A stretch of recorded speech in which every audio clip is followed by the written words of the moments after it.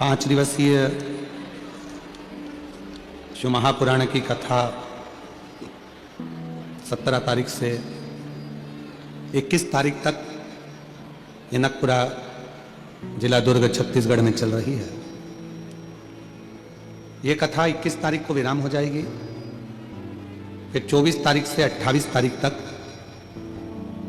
पौधार स्कूल के पास JP infra complex Hatkesh Mira road east Mumbai में शिव महापुराण की कथा 5 दिवसीय प्रारंभ हो जाएगी। उसके बाद में 4 तारीख से 10 जनवरी तक सूरत गुजरात में शिव महापुराण की कथा रहेगी। फिर 16 से 22 जनवरी तक बड़ौदा गुजरात में शिव महापुराण की कथा रहेगी। फिर 5 से 9 फरवरी तक नांदेड़ महाराष्ट्र में शिव महापुराण की कथा रहेगी। फिर 11, 12 और 13 3 दिवसीय शिव महापुराण की कथा डबरा मध्य प्रदेश में रहेगी। फिर 14 से 20 फरवरी सीहोर में रुद्राक्ष महोत्सव रहेगा। ऐसे ही कथाओं के क्रम निरंतर हैं, जो बाबा की कृपा से आप और हम टीवी चैनल के माध्यम से श्रवण कर रहे हैं। भाव से बाबा को प्रार्थना करिए, विनय करिए, निवेदन करिए। जो आस लेकर विश्वास के साथ आप बाबा से विनय करने आए हैं, बाबा को अपने मन का भाव कहिए, साथ में बोलिएगा। आपकी आवाज व्यासपीठ तक, व्यासपीठ और आपकी आवाज देवाधिदेव महादेव तक पहुंचे, ये कामना से बाबा से प्रार्थना करें।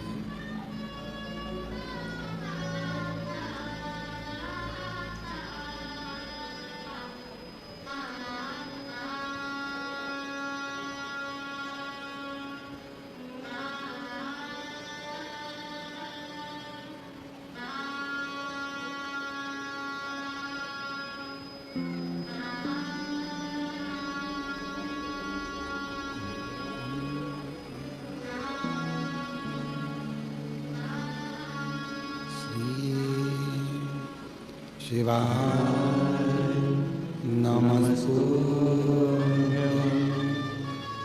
श्री शिवाय नमस्तुभ्यं श्री शिवाय नमस्तुभ्यं श्री शिवाय नमस्तुभ्यं श्री नमस्तुभ्यं भोला सब दुख काटो ओ भोला सब दुख काटो। शिव शंकर जपो तेरी माला, भोले बाबा जपो तेरी माला, भोला सब दुख काटो ओ भोला सब दुख काटो। वेश है मंगल मंगलकारी, वेश है मंगल मंगलकारी। शमशान वासी हमारा, शमशान वासी हमारा, ओ भोला सब दुख काटो हमारा, ओ भोला सब दुख काटो हमारा।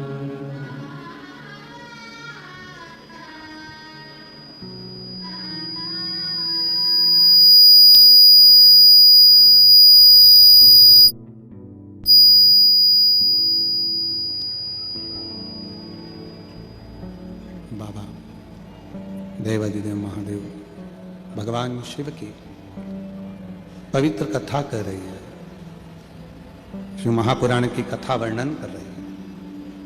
मां पार्वती जी भगवान शिव के कंठ पर आ गईं। 10 विद्या में से एक विद्या मां तारा देवी प्रकट हो गईं।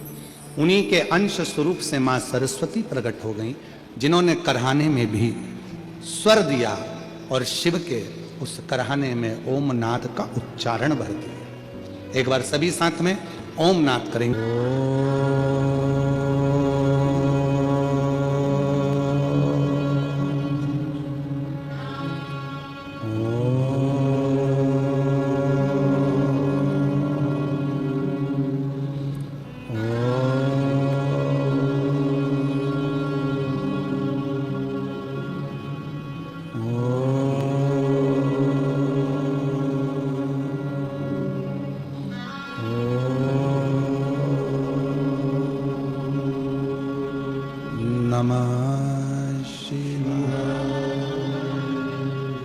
शिव कथा कह रही है, भगवान शंकर का स्वरूप कह रहा है। सरस्वती मैया कंठ में बैठ गई। क्या भरा था कंठ के अंदर? विष। जिस कंठ में विष भरा है उस स्थान पर मां सरस्वती विराजमान होकर स्वर दे रही थी। माता का विष के कारण पूरा नीला स्वरूप हो गया, पूरा नीला स्वरूप। जैसे शिवजी का एक नाम नीलकंठ महादेव है, नीलकंठेश्वर महादेव। शिव का एक नाम नीलकंठ महादेव है, वो सरस्वती मैया का स्वरूप भी नीला पड़ गया, नीला स्वरूप। महाराज, जैसे ही मां सरस्वती सामने प्रकट हुई, कंठ से सम्मुख में आई, पार्वती जी ने देखा कि सरस्वती का तो स्वरूप नीला है। जो श्वेत वस्त्र, श्वेत हंस, श्वेत रूप धारण करती है, आज वो नीली पड़ी हुई है। नीली? पूछा पार्वती जी ने, तुम्हारा ये स्वरूप कैसे हो गया? कहा, कंठ में विष था, उस विष की तपन के कारण मेरा ये कलर हो गया, मैं शाम हो गई, मैं नीली पड़ गई, नीली, उस विष के। शिव जी प्रकट सामने आए, नील सरस्वती का दर्शन किया और दर्शन कर कर भगवान देवादिदेव महादेव ने कहा, हे सरस्वती, तुम मेरे कंठ में बैठकर नीली पड़ गई हो, नील पड़ गई। आज से तुम्हारा नाम नील सरस्वती के रूप में पूजा जाएगा। दो सरस्वती हुई हैं, एक जो ब्रह्मा जी के पास में आप माता ब्रह्माणी के रूप में मां सरस्वती का दर्शन करते हो, करा है आप लोगों ने? फोटो देखा है मां सरस्वती का? जम के तो बोलो, सबने करा है ना? एक सरस्वती माता का वो स्वरूप, और एक मां सरस्वती का वो स्वरूप जो कंठ में रहकर माता का कलर नीला पड़ गया, जिसको मां नील सरस्वती के नाम से पुकारा जाता है। बोल मां नील सरस्वती माता की। जो माता का कलर नीला पड़ गया, मां नीले स्वरूप में हो, मां नील सरस्वती। महाराज, ऋषि वशिष्ठ जी ने सबसे ज्यादा यदि साधना किसी की करी है तो मां नील सरस्वती की करी है, मां नील सरस्वती। और पूरे भारत में केवल उज्जैनी सांदीपनी ऋषि बाबा की भूमि, महाकाल राजा की धरा एक ऐसी है जहां पर पूरे भारत में केवल एक मंदिर ही मां नील सरस्वती का, वाग देवी का मंदिर आज भी उज्जैनी में अवंतिकापुरी में विराजमान है। पूरे विश्व में, पूरे भारत में केवल नील सरस्वती का एक ही मंदिर है जो अवंतिकापुरी में वाग देवी मां सरस्वती का, नील सरस्वती का मंदिर है। आज पूरे भारत केवल एक सरस्वती है जिनका स्वरूप नीला है, जिनकी आराधना ऋषि वशिष्ठ जी ने करी है, जिनकी तप साधना, जिनकी आराधना स्वयं भगवान देवादिदेव महादेव कहते हैं, सुनो हे जगत जननी पार्वती, हे तारा, 10 विद्याओं में से तुम एक विद्या हो और तुमने इस सरस्वती को प्रकट किया है, तुम्हारा ही स्वरूप है।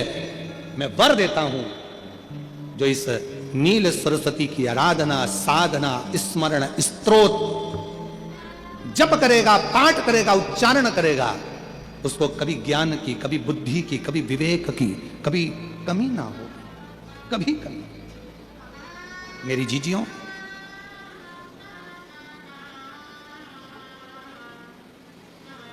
आपने कभी सुना होगा कि शिव जी को एक पुष्प बड़ा प्रिय है।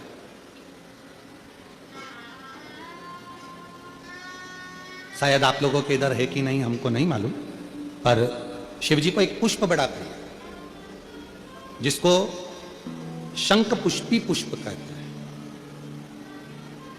जिसको अपारिजिता का पुष्प भी कहते हैं।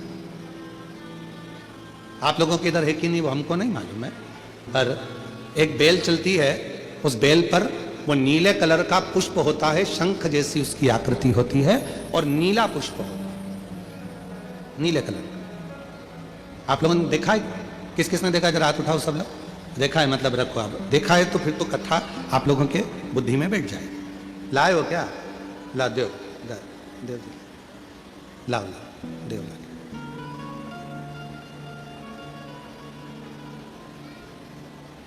हाँ लिया लिया, आ जाओ।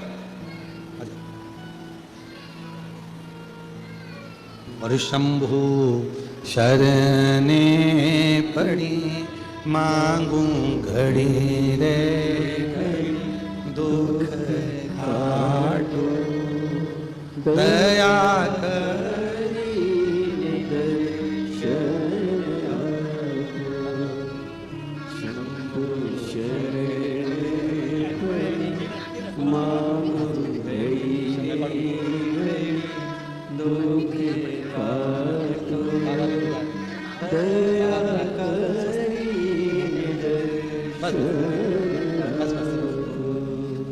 एक ऐसा नीला कलर का पुष्प होता है, देखो छोटा है थोड़ा हमारे हाथ में, ये फूल का बेटा है, ठीक है, पूरा फूल नहीं है, ठीक है, फूल का बेटा है ये छोटा सा। अच्छा दिख रहा है? कहा है आस्था वालों, दिखाओ तो सही, दिखाओ जरा बाजू में, और थोड़ा सा पास कर दो तो सबको नजर आ जाएगा, ठीक क्या? शंख पुष्पी, अपारिजात भी बोला जाता है इसको, ठीक है। हर हर विराजो विराजो। तो एक पुष्प अपन कहते हैं, हमारे भगवान देवादिदेव महादेव को, भगवान शंकर को बड़ा प्रिय है। अब किसी से पूछा जाए, आप कह रहे हो कि शंकर भगवान को ये नीला फूल, ये शंख पुष्पी भगवान शिव को इतनी प्रिय क्यों है, भगवान शंकर को इतनी प्रियता क्यों है, कोई से पूछे तो वो बताए चाहे ना बताए, पर शिव महापुराण का संवाद करें। कंठ में स्वयं मां जगत जननी ने 10 विद्या में से एक मां को याद किया, और मां तारा का एक स्वरूप मां सरस्वती के रूप में विराजमान हो गया। कंठ में रहने से विष की तपन के कारण, कंठ में रहने से विष की तपन के कारण उनका स्वरूप नीला पड़ गया, और जब उनका स्वरूप नीला पड़ गया तो भगवान देवादिदेव महादेव ने कहा, सुनो पार्वती, संसार के लोग, भूमंडल में रहने वाला यदि कोई भी मानव जिसकी विवेकता, बुद्धि, विचार, सोच, ज्ञान थोड़ा सा भी अगर उसमें कम है, तो वो नील सरस्वती का यदि आवाहन करे, मां नील सरस्वती स्तोत्र का पाठ करे, मां नील सरस्वती की स्मरण करे, तो उसकी विवेक, उसकी बुद्धि तीव्र होती है, श्रेष्ठ होती है। और सुनो पार्वती, यदि मान लो कोई नील सरस्वती का स्तोत्र का पाठ नहीं कर पाए, आराधना नहीं कर पाए, साधना नहीं कर पाए, स्मरण ना कर पाए, अगर कोई बच्चा एक शंख पुष्पी पुष्प को समर्पित कर कर जलाधारी पर, और 1 लोटा जल यदि वो समर्पित करता है, और उस जल का आचमन कोई बच्चा नित्य प्रति करता है, तो वो बच्चा धीरे धीरे विद्वत्ता धारण करता ही जाता है। जो याद करता है वो भूलता नहीं।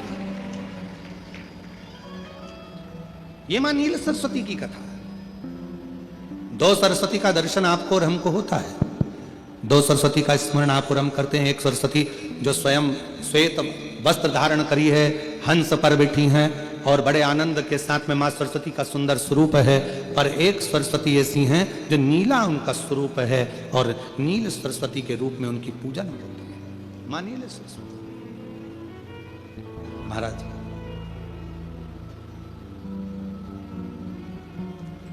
जैसे कोई कोई बच्चे ऐसे होते हैं कि जन्म लेने के बाद में उनकी राल टपकती रहती है, विद्वान नहीं हो पाते, पलंग पर पड़े रहते हैं, पांव हाथ काम नहीं करते हैं, और डॉक्टरों का इलाज चलता रहता है, पर वो रिटर्न नहीं आ रहा है। ये इनको बढ़ाओ ना, होती है, बुद्धि होती है। मेरा निवेदन है उन माताओं से, थोड़ी मेहनत आपको करना पड़ेगी उस बच्चे के। अष्टमी, नवमी और चतुर्दशी 3 तिथियां पकड़ कर रखना।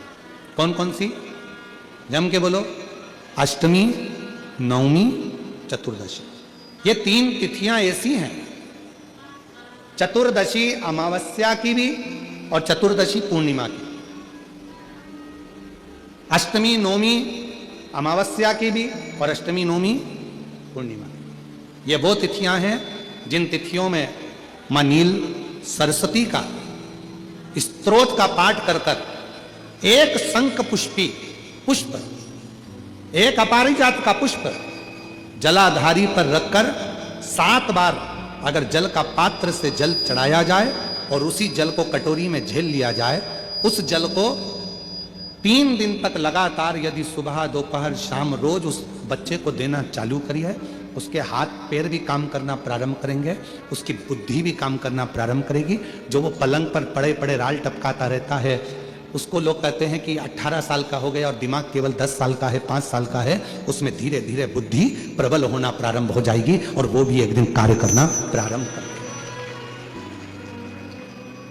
जिसको प्रीमेच्योर बच्चे भी कहते हैं। लोग कहते हैं ये बच्चा जल्दी हो गया था, ये बच्चा बीमार पड़ गया था, बचपन में इसको कोई इंजेक्शन ऐसा लग गया था, बचपन में ऐसा हो गया था, बचपन में वैसा हो गया था, गर्भाशय का जल उसके मुख में चले गया था, तो ये बच्चे की ऐसी गति हो रही है। उस बच्चे के लिए अगर आपके आसपास के क्षेत्र में भी कोई बच्चा ऐसा है तो उसको मां नील सरस्वती का स्मरण जरूर करें।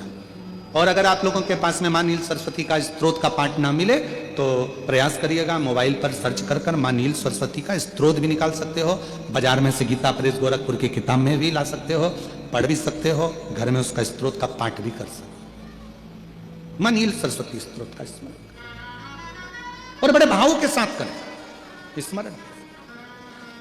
और कोई माताएं कह देती हैं, कोई बच्चा कह देता है मम्मी मुझे याद नहीं होता, याद करता हूं परीक्षा हॉल में जाकर भूल जाता हूं, मैं कुछ पढ़ता हूं बाद में जाके भूल जाता हूं, स्मरण में नहीं रहता। तो उनसे भी निवेदन है, आप मां नील पाठ नहीं पढ़ सकते, स्तोत्र नहीं कर सकते, संस्कृत में नहीं पढ़ सकते, तो मां नील सरस्वती के नाम से अष्टमी नौमी और चतुर्दशी के दिन एक शंख पुष्पी पुष्प को, नीला कलर का जो फूल होता है बेल में लगा होता है, जो शिव जी को अति प्रिय होता है, उस पुष्प को आप जलाधारी पर रख दीजिए। जलाधारी जानते हो ना सब लोग, शिवलिंग पर नहीं, जलाधारी पर रख दीजिए और जल चढ़ाना 7 बार प्रारंभ करिए। बाबा देव अधिदेव महादेव आपको याददाश्ता में प्रवर करेगा। परीक्षा हॉल में जितना तुम याद कर कर गए हो, अच्छी मेहनत कर कर गए हो, तो भूलोगे नहीं, तुम्हारी बुद्धि तीव्र होती चली जाएगी, प्रबल होती चली।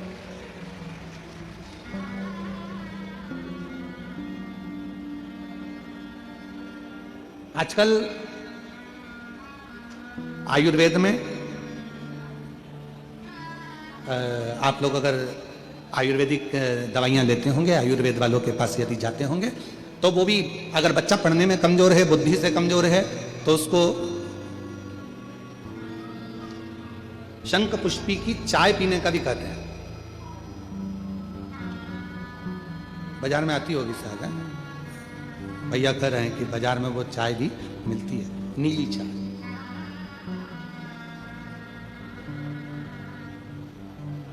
महाराज याददाश्ता के उसको प्रबल करने के लिए शिव कथा कर रही। कौन सी सरस्वती? जम के बोलो, जम के जरा, पूरा तो नाम बोलो, मां नील सरस्वती। तुमने डायरेक्ट कर दिया नील सरस्वती, मां कौन लगाएगा? मां है ना अपने, तो उसका संबोधन पूरा होना चाहिए। कौन सी सरस्वती?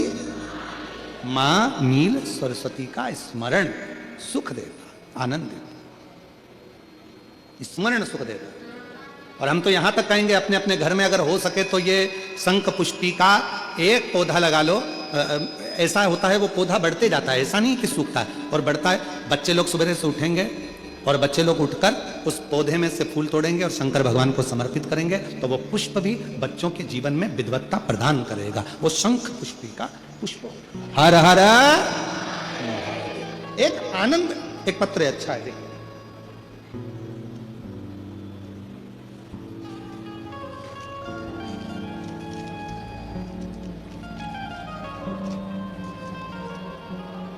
मेरा नाम भूपेंद्र सिन्हा, मेरे पिता का नाम श्री हेम कुमार सिन्हा और माता का नाम निर्मला सिन्हा।